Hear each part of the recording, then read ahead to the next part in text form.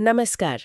आज हम कुछ खास वाक्यों पर बात करने वाले हैं। जी। ये हिंदी में लिखे गए छोटे छोटे वाक्य हैं जिन्हें अक्सर लोग सकारात्मक पुष्टि या एफर्मेशंस कहते हैं। हाँ, एफर्मेशंस। दिखने में तो बड़े सीधे साधे लगते हैं, पर शायद इनमें एक गहरा मतलब छुपा है। हाँ, और आज हम यही समझने की कोशिश करेंगे कि इन वाक्यों के पीछे का भाव क्या है और क्या वाकई इनमें कोई शक्ति है। ये कैसे किसी की सोच, उसके नजरिए और रोजमर्रा की जिंदगी पर असर डाल सकते हैं। ये सवाल दिलचस्प है। हमारे पास जो ये वाक्यों का संग्रह है, उसमें ज्यादातर बातें आत्मविश्वास, उम्मीद बनाए रखने और मतलब खुद को बेहतर बनाने से जुड़ी हैं। जी। जैसे एक वाक्य है, आज का दिन मेरा है, मैं इसे खूबसूरत बनाऊंगा।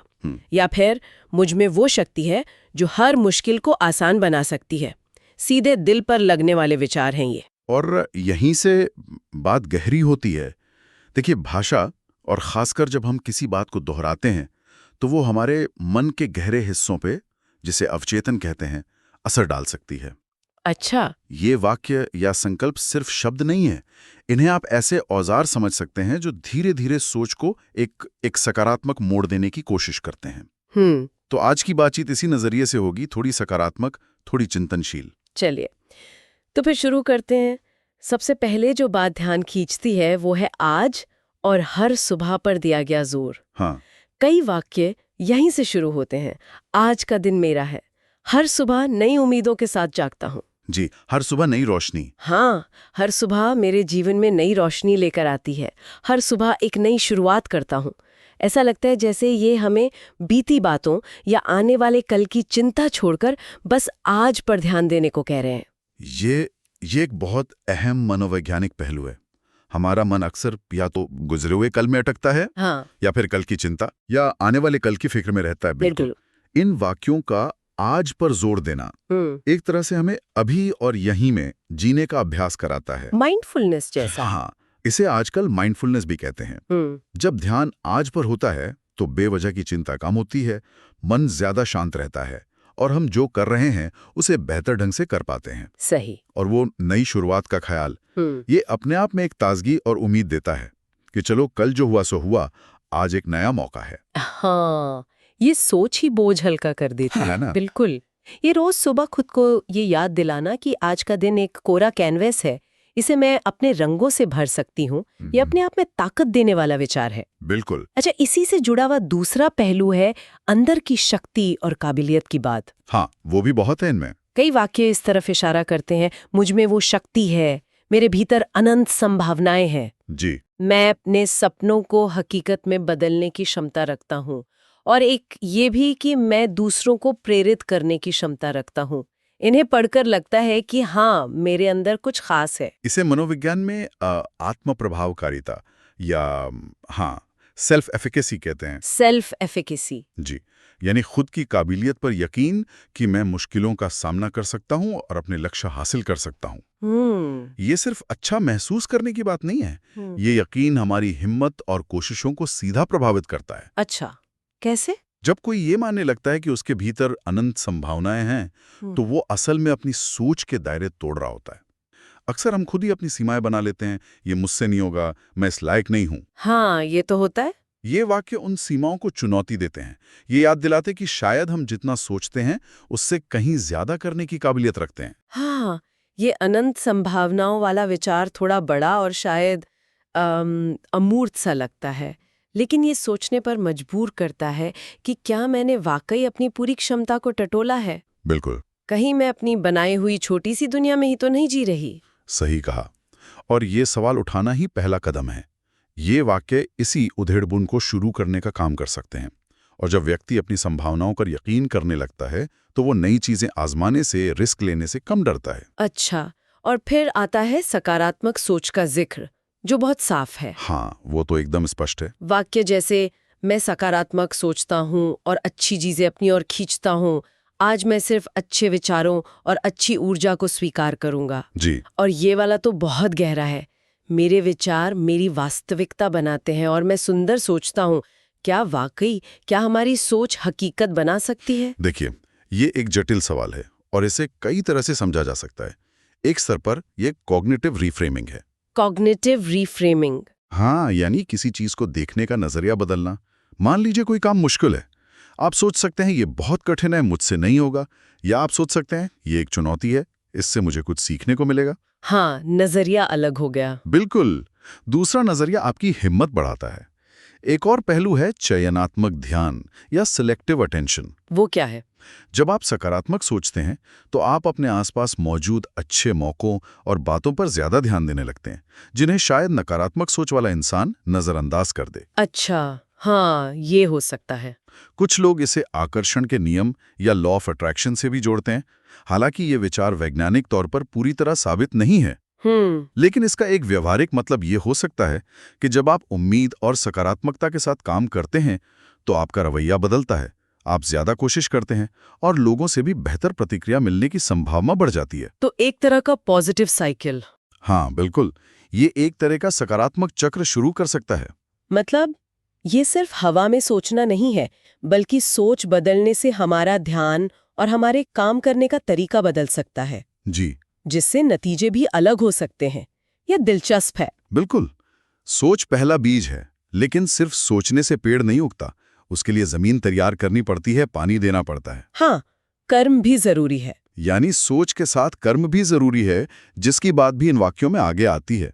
लेकिन हाँ, शुरुआत सोच से होती है। एक सकारात्मक सोच आपको शुरुआत करने की ऊर्जा दे सकती है। ठीक है। अगला जरूरी विषय जो इन वाक्यों में दिखता है वो है लगातार सीखना और बेहतर बनना। हाँ, ग्रोथ माइंडसेट।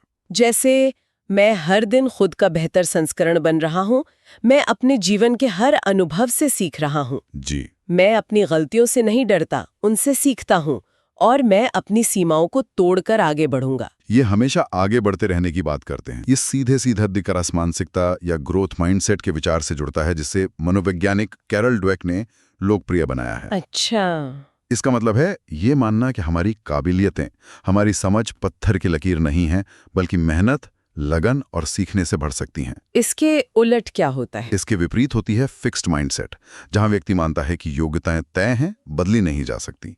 जब कोई कहता है मैं अपनी गलतियों से सीखता हूं, तो असल में ग्रोथ माइंडसेट अपना रहा है। गलतियां उसके लिए हार या नाकामी का सबूत नहीं, बल्कि सीखने और सुधारने का मौका बन जाती हैं। ये सोच तो बहुत मददगार हो सकती है। बिल्कुल। ये सोच हमें चुनौतियों से डरने के बजाय उनका सामना करने के लिए तैयार करती है। सीमाओं को तोड़ना इसी मानसिकता का नतीजा है कि हम जहां हैं उससे आगे जा सकते हैं। तो ये एफर्मेशंस एक तरह से हमें उस ग्रोथ माइंडसेट को अपनाने या याद रखने में मदद कर सकते हैं। हाँ बिल्कुल। रोज खुद को याद दिलाना कि मैं सीख रही हूँ, मैं बेहतर बन रही हूँ। हाँ, ये एक तरीका हो सकता है, क्योंकि माइंडसेट बदलना आसान नहीं होता, इसमें वक्त लगता है। रोजाना खुद को ये बातें याद दिलाना उस नई सोच को मजबूत करने में मदद कर सकता है। ये जैसे दिमाग के लिए एक कसरत है। दिमागी कसरत अच्छा है। और इस सफर में बेहतर बनने की कोशिश में खुद के प्रति नरमी और शुक्रगुजारी का भाव भी जरूरी लगता है। बहुत जरूरी है। कई वाक्य इस पर जोर देते हैं, मैं खुद से प्यार करता हूँ और खुद का सम्मान करता हूँ। जी। मेरा मन शांत है, मेरा दिल कृतज्ञ है, मैं जीवन के हर पल के लिए आभारी हूँ। मैं अपने शरीर, मन और आत्मा को प्रेम और ऊर्जा से भरता हूँ। हाँ, ये खुद को सजा देने या कोसने के बजाय अपने साथ प्यार से पेश आने की बात करते हैं। ये बहुत महत्वपूर्ण है। आजकल आत्मकरुणा या सेल्फ कंपैशन पर बहुत जोर दिया जा रहा है। Self compassion? हाँ, इसका मतलब है कि जैसे हम किसी दोस्त की मुश्किल में उसके साथ नरमी और समझदारी से पेश आते हैं, वैसे ही अपनी गलतियों या कमियों पर खुद के साथ भी पेश आएं। खुद को लगातार कोसते रहना या बहुत सख्त होना हमारी हिम्मत तोड़ सकता है। आत्मकरुणा हमें गिरने पर उठने की ताकत देती है। सही कहा। इसी तरह कृतज्ञता या शुक्रगुजारी का अभ्यास, यानी जीवन में जो अच्छा है, जो मिला है, उसके लिए आभार महसूस करना, मानसिक शांति और खुशी बढ़ाने में बहुत कारगर पाया गया है। हाँ, ग्रैटिट्यूड जर्नल्स वगैरह आजकल काफी चलते हैं। जी बिल्कुल। जब दिल शुक्रगुजार होता है तो शिकायतें कम हो जाती हैं और संतोष बढ़ता है। वाक्य जैसे मेरा मन शांत है, मेरा दिल कृतज्ञ है, इसी सुकून की ओर इशारा करते हैं। ये बात सोचने वाली है। हम अक्सर दूसरों के प्रति आभार जताते हैं, पर शायद खुद के लिए, अपनी छोटी छोटी उपलब्धियों के लिए या बस अपने होने के लिए शुक्रगुजार होना भूल जाते हैं। हाँ, ये होता है। और खुद से प्यार करना, ये भी कई बार क्या ये स्वार्थी होने जैसा मान लिया जाता है? हाँ, ये एक आम गलतफहमी है। लेकिन आत्मप्रेम और स्वार्थ में फर्क है। आत्मप्रेम का मतलब है अपनी देखभाल करना, अपनी जरूरतों का ख्याल रखना, अपनी कीमत समझना। अच्छा। ये स्वार्थ नहीं, बल्कि स्वस्थ रहने के लिए जरूरी है। जब हम खुद ठीक होते हैं तभी दूसरों के लिए भी कुछ कर पाते हैं। और वाक्य जैसे मैं हर स्थिति में शांत, दृढ़ और आत्मविश्वासी हूँ। ये शांति और आत्मविश्वास अक्सर इसी आत्मस्वीकृति और आत्मकरुणा से पैदा होते हैं। ठीक है। और आखिर में एक और अहम बात, ये वाक्य हमें सिर्फ सोचने या महसूस करने तक ही सीमित नहीं रखते। नहीं, बिल्कुल नहीं। ये हमें काम करने, जिम्मेदारी लेने के लिए भी उकसाते हैं। हाँ, एक्शन लेने के लिए। जैसे मैं अपने जीवन का निर्माता हूँ, मैं जैसा सोचता हूँ वैसा बनता हूँ, मैं अपने सपनों को सच करने की दिशा में कार्य कर रहा हूँ। जी, मैं अपने जीवन की बागडोर अपने हाथ में रखता हूँ। हाँ, और मैं जहाँ हूँ वहीं से अपनी मंजिल की ओर बढ़ रहा हूँ। ये भी है। और वो भी है, आज का दिन मेरे लिए अवसरों से भरा हुआ है और मैं उन्हें अपनाने के लिए तैयार हूँ। जी। इनमें एक कर्ता भाव है, एक सक्रियता है, पैसिव नहीं है ये। बिल्कुल, ये पर्सनल एजेंसी का विचार है, यानी ये मानना कि हम अपने जीवन के ड्राइवर हैं, सिर्फ पैसेंजर नहीं। हम हालात से पूरी तरह नियंत्रित नहीं होते, बल्कि हमारे पास चुनाव करने और काम करने की क्षमता है। मैं अपने जीवन का निर्माता हूँ, ये एक बहुत शक्तिशाली घोषणा है। हाँ, काफी दमदार है ये। ये कहती है कि मेरी जिंदगी जैसी भी है, उसकी जिम्मेदारी मेरी है और उसे बदलने की ताकत भी मुझ में है। सिर्फ सोचना या सपने देखना काफी नहीं है, कार्य कर रहा हूँ वाला हिस्सा अहम है। ये वाक्य हमें याद दिलाते हैं कि लक्ष्य तक पहुँचने के लिए कदम उठाने पड़ेंगे, चाहे वो छोटे ही क्यों ना हो। और वो जहां हूं वहीं से बढ़ रहा हूं वाली बात, हाँ, ये भी जरूरी है, क्योंकि अक्सर हम सही वक्त या सही जगह का इंतजार करते रहते हैं। ये वाक्य कहते हैं शुरुआत अभी और यहीं से हो सकती है। हाँ, परफेक्ट मोमेंट का इंतजार नहीं करना। बिल्कुल। और वो अवसरों को अपनाने वाली बात, कई बार मौके सामने होते हैं पर हम शायद उन्हें देख नहीं पाते या पकड़ने की हिम्मत नहीं जुटा पाते। सही कहा। अवसर अक्सर छिपे होते हैं या उन्हें पहचानने के लिए एक खुला और तैयार दिमाग चाहिए होता है। जब कोई रोज खुद को याद दिलाता है कि मैं अवसरों को अपनाने के लिए तैयार हूं, तो वो अनजाने में ही अपने दिमाग को ज्यादा सतर्क और ग्रहणशील बना रहा होता है। अच्छा। वो मौकों को बेहतर तरीके से पहचान पाता है और उनका फायदा उठाने की कोशिश करता है।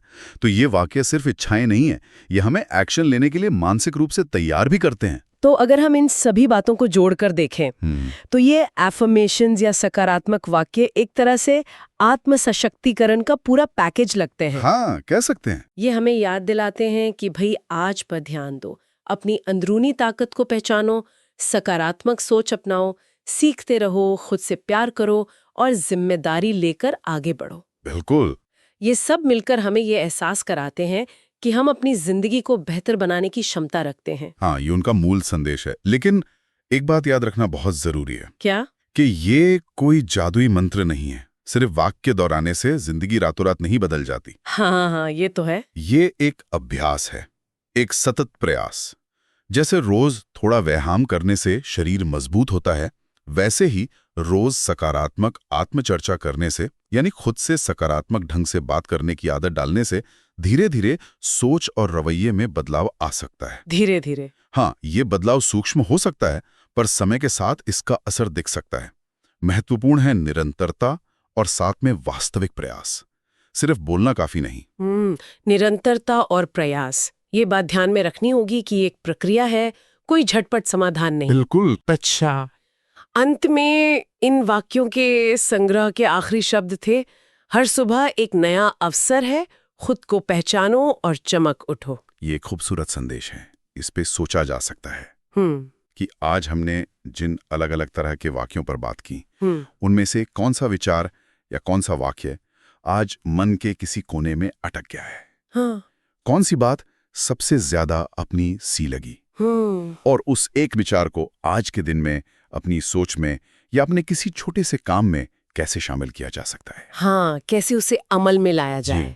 खुद को पहचानने और अपनी रोशनी फैलाने का ये मौका, जैसा कि कहा गया, हर सुबह हमारे पास होता है। जरूरत बस उसे देखने और इस्तेमाल करने की है।